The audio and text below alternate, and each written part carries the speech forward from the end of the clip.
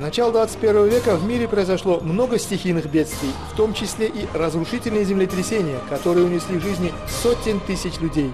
Сейсмические угрозы существуют и для Центральной Азии. Нам необходимо знать, как уменьшить последствия стихийных бедствий для нас и наших семей. Учебные фильмы «5 минут для жизни» помогут вам в этом.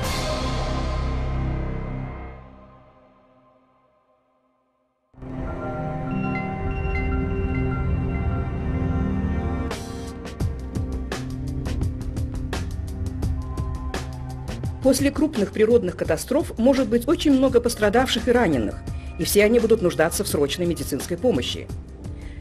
Международный опыт показывает, что в таких ситуациях эффективной помощи приходится ждать долго, и многое будет зависеть от навыков и умений людей. Обычно 80% помощи приходит от окружающих и от добровольных спасателей. Чем больше вы усвоите сейчас, тем большему количеству людей вы сможете оказать помощь при возможных чрезвычайных ситуациях. Во время землетрясений, оползней и наводнений люди могут серьезно пострадать. Во время катастроф могут возникнуть обстоятельства, при которых жизнь людей может подвергнуться угрозе. Среди них удушье, нехватка воздуха, кровотечение и шок. Если пострадавший без сознания, проверьте его дыхание. Освободите дыхательные пути, взяв человека за лоб и подбородок.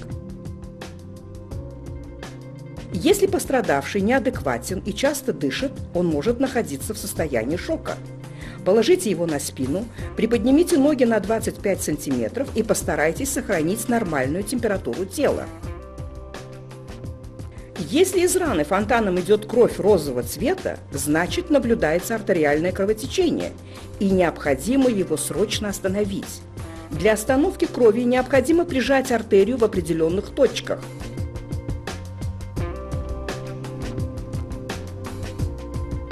Также необходимо поднять поврежденную конечность выше уровня сердца.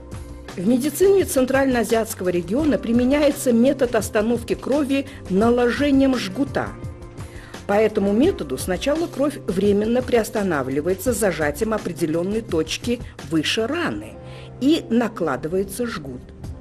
Обычно на руку жгут накладывается выше локтя, а на ногу выше колена с обязательной фиксацией времени.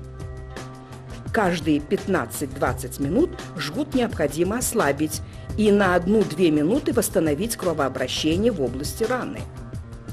Затем жгут снова затягивают. Обычно жгут накладывается не более чем на 1 час. При более продолжительном применении жгута возможны очень тяжелые последствия. Если сломана рука, используя подручные средства, можно временно привязать ее к телу. Поврежденную ногу необходимо привязать к здоровой ноге.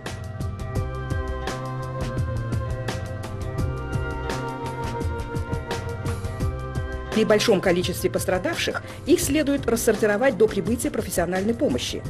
Такая подготовка называется триажем и осуществляется обученными добровольными спасателями. Пострадавшие, срочно нуждающиеся в помощи, отмечаются красным знаком. Для тех, кто может подождать, используется желтый знак, и зеленый для тех, кто может ждать долго.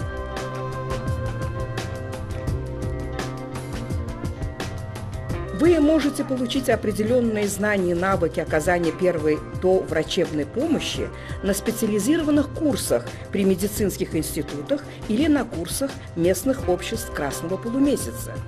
Эти знания помогут вам в оказании помощи пострадавшим не только во время чрезвычайных ситуаций, но и в повседневной жизни.